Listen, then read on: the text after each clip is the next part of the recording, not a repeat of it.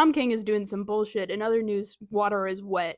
There are a number of Tom King bullshits that I could tell you about. I could tell you about how he was in the CIA and claimed to have actively planned the Iraq invasion and had a large hand in it. And that makes him a war criminal. I could tell you about how Black Canary Best of the Best is like super fucking racist and like just a book about brutalizing an Asian woman, and that's very strange. That's a weird thing to write, and it's a weird thing for DC to allow to happen. I could tell you about how terrible the Wonder Woman run is, and how Wonder Woman is a character completely dependent on men now, and not independent anymore, and not a strong character. She's just always asking men for help or crying about a man. It's weird. This isn't even the point of the video. The bullshit I want to tell you about is that his OC, Trinity, the daughter of Wonder Woman, who is obsessed with Batman and Superman, not Amazon's, not another female character, not her own mother. She just really wants to be Batman or Superman. She really wants to be a Robin. That's what this OC's deal is. She's getting a solo in June. The crazy thing is she's time traveling with a sphere. Tom King, I swear to fucking God. Tom King wants Jeff Johns nachos so bad. He saw how good Jeff Johns did with Booster Gold Volume 2, and he said, let me write the Batman, the gift arc, gross. And then, New Golden Age was a thing that happened, and the Time Masters were there, and now Trinity is going, why'd you bring the Time Sphere into it? My fucking God, Thomas. You ruin every single character you touch, including Booster Gold, including all of the JLI, and now you have to bring my fucking son, Booster Gold's fucking son, into this? Why is there a time sphere? Are you gonna make multiple time spheres? Are you gonna make Trinity fucking beat up Rip Hunter? Or are you just not gonna talk about it at all and ignore it completely? Because, the DC Comics is your sandbox. This isn't a collaborative medium. Everyone bows to you, Thomas fucking King. I want this man... It sucks so bad. I haven't seen Rip in so long. We haven't heard about the Time Masters. They were set up, and then we never got any payoff to that. And do you guys delight in my misery? Thomas King sure fucking does. I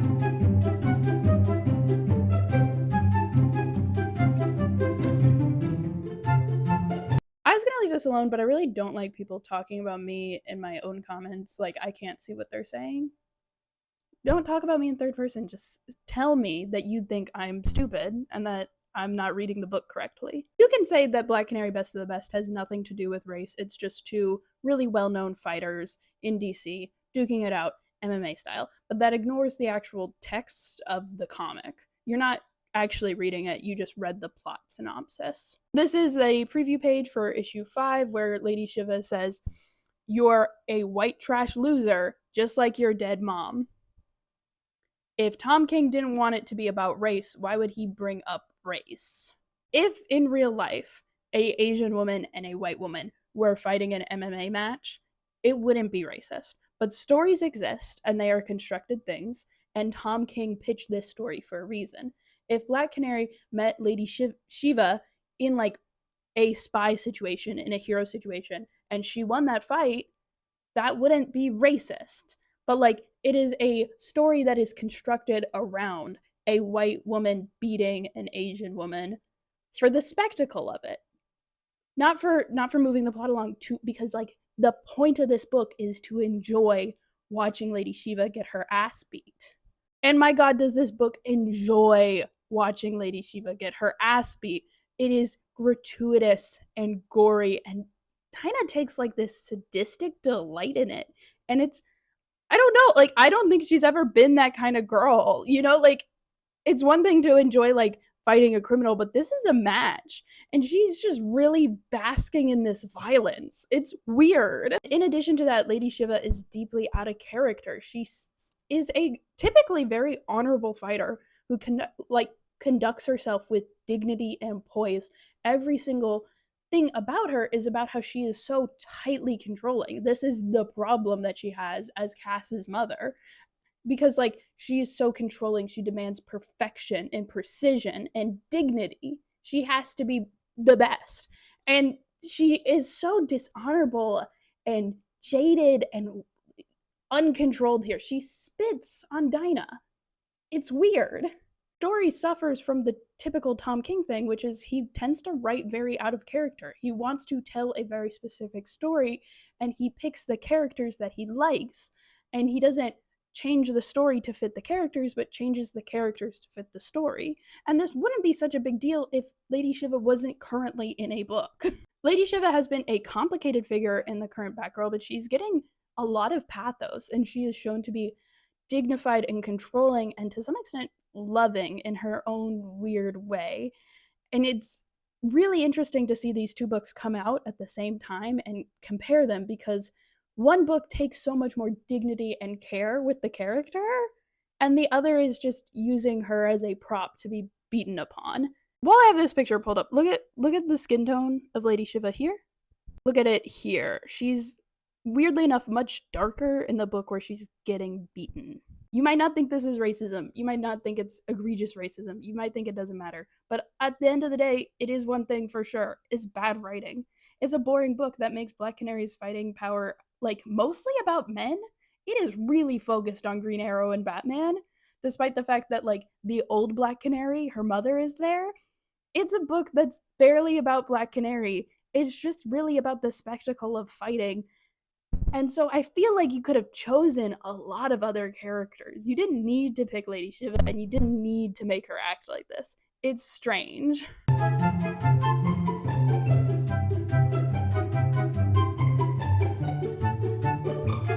I've already made a video about how Black Canary Best of the Best is actually incredibly racist if you're like know how to read and you're not one of those like the curtains are just blue, it's not that deep kind of motherfuckers. Like, if you believe words mean things, that language exists, and you can like put two and two together and it makes four, you can tell that Black Canary Best of the Best has some sus writing. But issue 5 came out today and it gets worse, and I want us all to laugh at it together.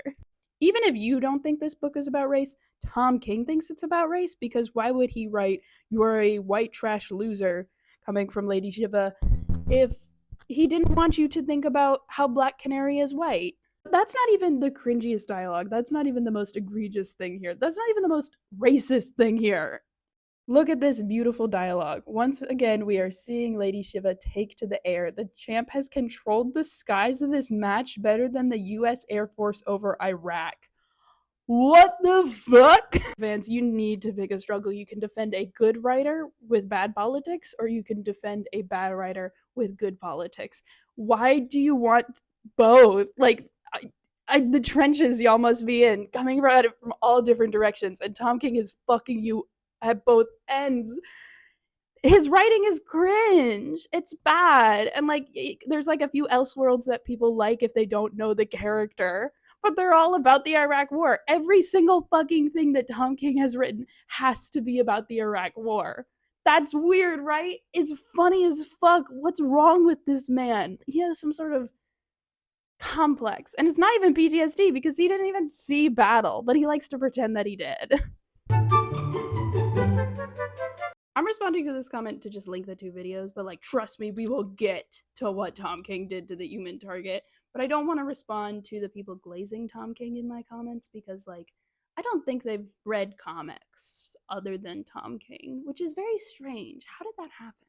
The main reason you should hate Tom King is because he's a war criminal. You know, like, I can maybe admit that sometimes if I don't think about the wider continuity of comics and all the reasons that I enjoy comics, Tom King does sometimes write like stories that are very technically good, maybe even like interesting, but like, the fact of the matter is he's a war criminal, and it seeps into every element of his stories, and he's only getting more bold with it the more creative control that he has.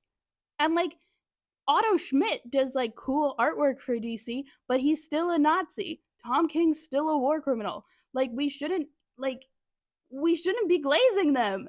It's weird. DC shouldn't be hiring them either. It's strange. The only reason Tom King has a job is because his mother works for Warner Bros.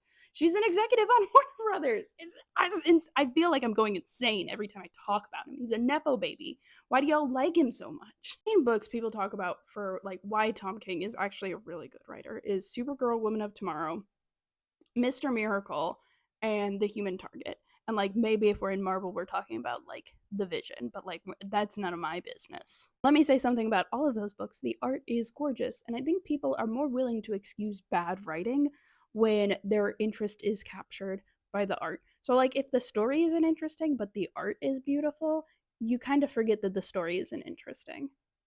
Supergirl Woman of Tomorrow is good. It's fine. I enjoy Mariko Tamaki's writing of Supergirl more.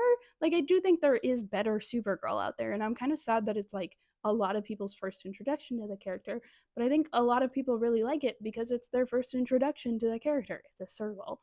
But, like, also, Tom King did not work on Supergirl Woman of Tomorrow alone. Like, artists and writers always are to some extent in collaboration, but Billix Everly Billix Evely. I really hope I'm saying her name right. But like she does everything at DC. Like she has done every single role that you can do in comics. And she is not just the artist on the book, she is the collaborator on the book. She is the contributor on the book. She not only did beautiful artwork for it in addition to the other illustrator on the book, but she also is helping with the story. Tom King was able to do well with Women of Tomorrow because he was working with other people and working well with other people. Other people were reining him in because it was 2021 and Tom King really hadn't like gotten a chokehold on DC yet, you know? Mr. Miracle, again, really beautiful work, very realistic. And it does this like, it often does this 9 paneling sequence that like Watchmen does. And Tom King is a really big fan of this. He always scripts his things in like the 9 panel sequence.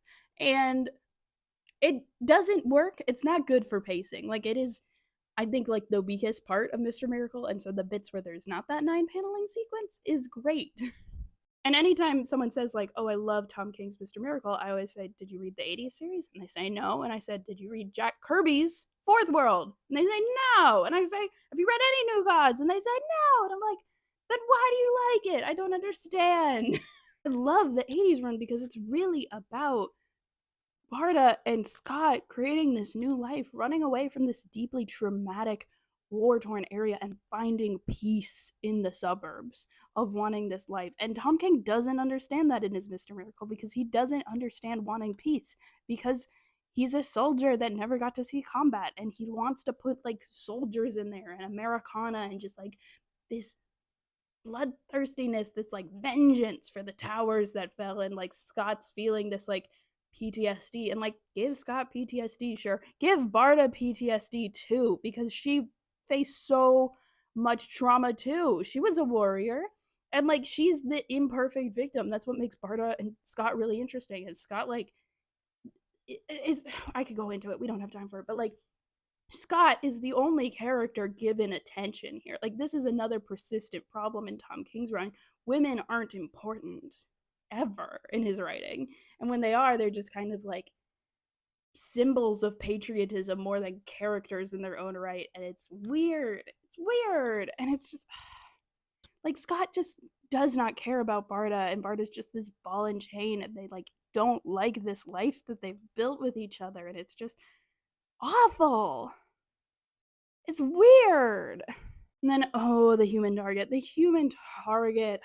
The art is gorgeous. It has like an interesting vibe. You know, it's like this mystery, this like sort of noir.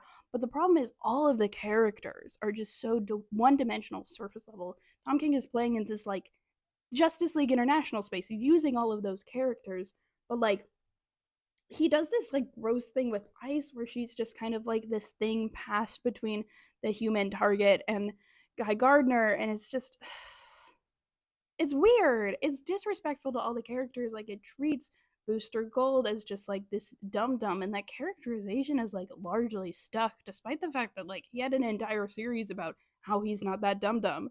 He's never been that dumb. It's just he disrespects every single character he touches and turns them into these like flat one note jokes because only he's allowed to develop them. Only his characterization is allowed to be interesting. And I think like the problems with his writing, like just go read Heroes in Crisis and you're like, he's trying really hard to be deep, but he has no idea how to because he can't write anything that's not his own experience. And that's why women are so flat. That's why all of his characters have some connection to war and violence. It's because he doesn't know how to do anything else. He can't have empathy for others, and that's why he's a bad collaborator. It's why he doesn't want to preserve the writing of any other writer before him who's like done character development. They're always reduced to this very flat state because only his writing matters, because he doesn't know what anyone else's experiences are, because I don't know. I don't know. Like, this is the point of comics, is to work collaboratively with others and to build off of what they've written, and he just refuses to do it, and it makes for bad comics. You might have good individual stories if you have no other knowledge of comics or of who this man is or of any of the characters he's working with. They're good individual stories, maybe, but like, they're not part of the medium that he's working in. He refuses to acknowledge the strengths of comics. It's weird. It's weird.